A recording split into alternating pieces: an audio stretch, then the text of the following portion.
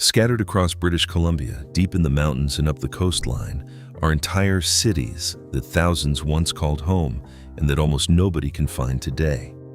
Not mining camps or a few fallen cabins, but real towns with hospitals, theaters, and power plants, abandoned so completely that some still have furniture inside.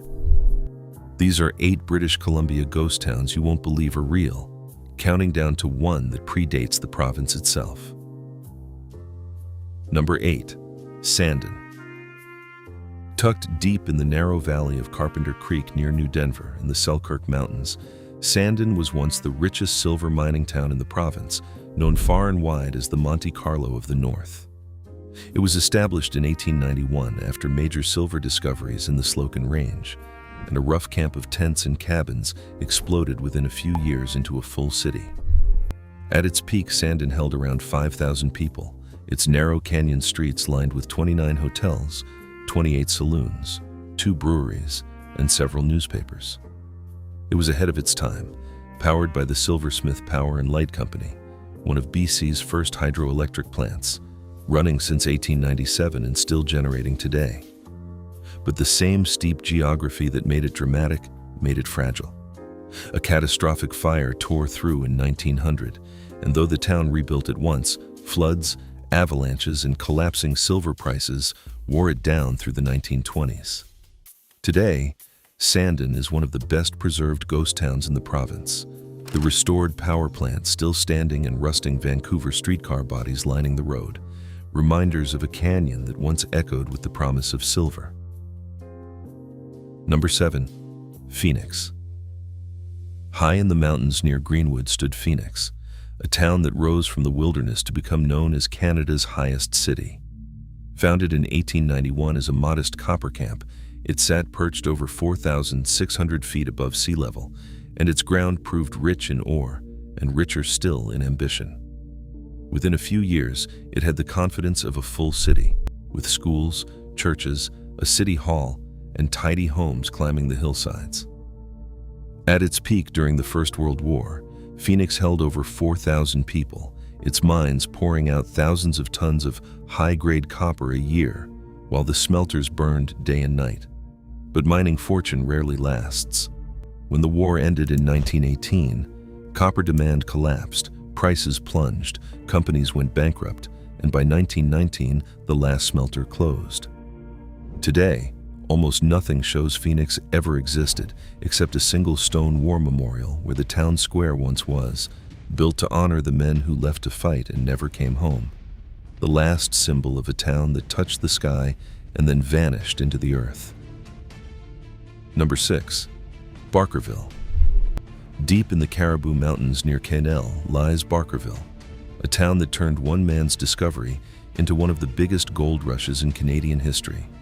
It was founded in 1862 and named for prospector Billy Barker, whose strike on Williams Creek set off a rush that changed British Columbia forever.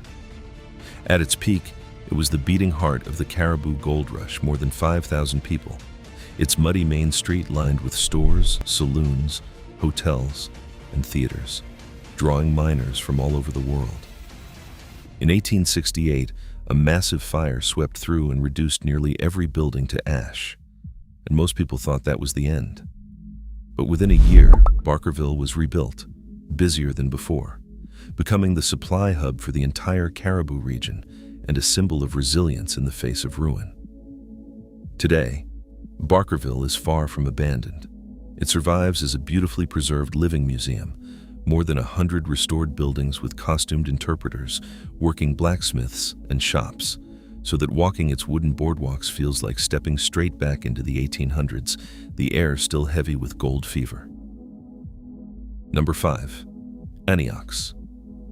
Hidden in a misty inlet north of Prince Rupert lies Anyox, one of the province's most haunting ghost towns, a place once defined by fire and steel and now swallowed by rain and forest. Founded in the early 1910s by the Granby Consolidated Mining Company, Anyox was no rough camp, but a fully planned industrial town. At its height, it held more than 3,000 people and had everything: a massive copper smelter, a power plant, hydroelectric dams, a hospital, schools, and its own newspaper. In 1929, a catastrophic blaze tore through the settlement, consuming homes, businesses, and much of the smelter complex. By 1935, the last residents were gone, leaving the silent skeleton of an industrial city behind.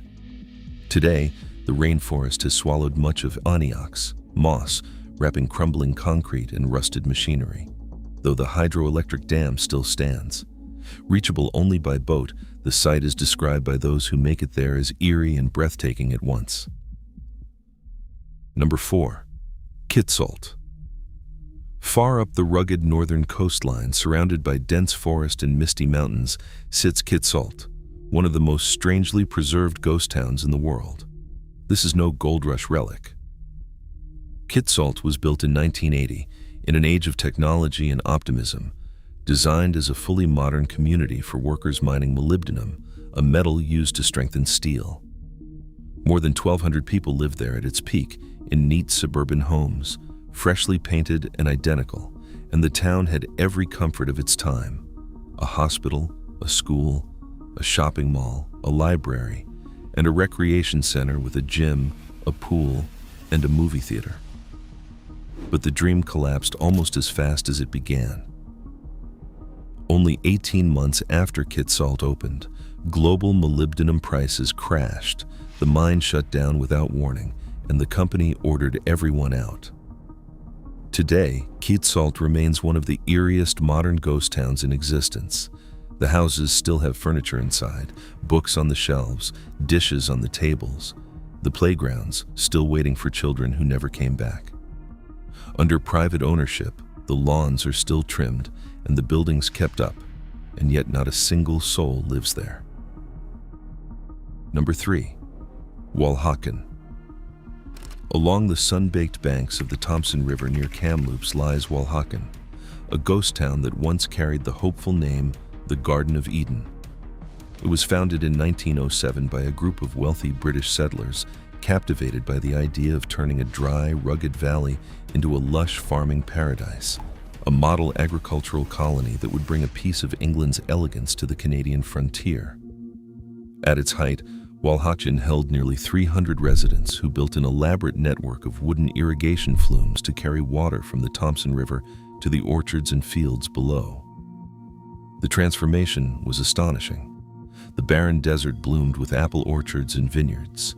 Elegant stone houses dotted the hills, and afternoon teas and tennis matches became common in one of the most refined communities in Western Canada. But the dream crumbled with the outbreak of the First World War. When Britain called for men, nearly all the able-bodied settlers volunteered to fight overseas, leaving farms untended and the irrigation system without maintenance. As the flumes cracked and collapsed under the relentless sun, the water stopped flowing and the valley's greenery faded back into dust. When the war ended, only a handful returned, and by then, it was too late. Today, the remains of Walhachin sit quietly along the river, the desert having reclaimed most of what was built. The weathered stone walls, fragments of flumes, and the faint outlines of vanished orchards still mark where the Garden of Eden once grew. Number 2. Bennett. Deep in the remote wilderness of northwestern British Columbia, on the quiet shores of Lake Bennett, rests one of the most haunting relics of the Klondike gold rush. Founded in 1897, Bennett was built not by wealthy investors, but by pure human determination, a refuge for the tens of thousands of prospectors who had survived the brutal journey over the Chilkoot and White Pass trails from Alaska, each chasing fortune in the Yukon. On the edge of the frozen lake, thousands of gold seekers set up tents that became a sprawling frontier town, and men worked day and night building boats sturdy enough to run the Yukon River, racing to reach Dawson City before the next freeze. At its height, Bennett was alive with hotels, saloons, churches, and supply stores, hammers echoing across the lake. But like the gold rush itself, its prosperity was brief. In 1900, the completion of the White Pass and Yukon route. Railway carried passengers directly from Skagway to the goldfields, skipping Bennett entirely, and within months the town emptied out. Today, Bennett is a ghost of what it was. A few weathered cabins still stand. The skeletal remains of an old church overlook the lake, and it can be reached only by train, float plane, or by hiking the Chilkoot Trail, the same route that carried thousands into the Klondike a century ago. Number 1. Quesnel Forks. Tucked deep in the Caribou Mountains near the small town of Likely lies Quesnel Forks, one of British Columbia's oldest and most hauntingly beautiful ghost towns. Founded in 1859 at the meeting of the Quesnel and Caribou Rivers, it became one of the very first major gold rush communities in the province. In its early years, its muddy streets filled with miners and merchants from around the world, especially Chinese immigrants, who would come to form much of the community. Steamboats and pack trains brought goods up the river, and for a time, Quesnel Forks was a key supply and rest stop on the road to the Caribou goldfields. But as the rush evolved, so did the routes that fed it. In the early 1860s, the construction of the Caribou Wagon Road diverted traffic toward Barkerville and left Quesnel Forks isolated. Businesses lost customers, the streets emptied, and by the late 1800s the population had dwindled to a few dozen, many of them aging miners or Chinese settlers who chose to stay. Fires, floods, and neglect took their toll, and by the 1950s the town was completely abandoned, its buildings collapsing under the weight of time and snow. Today, thanks to careful restoration, Quesnel Forks stands as one of the most atmospheric and well-preserved ghost towns in Canada. Its original cabins stabilized so visitors can walk the same streets where gold seekers once dreamed of fortune. The old cemetery, shaded by towering pines, holds both European and Chinese graves in the town that started it all. That's 8 British Columbia ghost towns, from a silver city that had power before Vancouver to a gold rush settlement older than the province itself. If you know a ghost town that belongs on the next list, drop it in the comments and subscribe so you don't miss where we go next.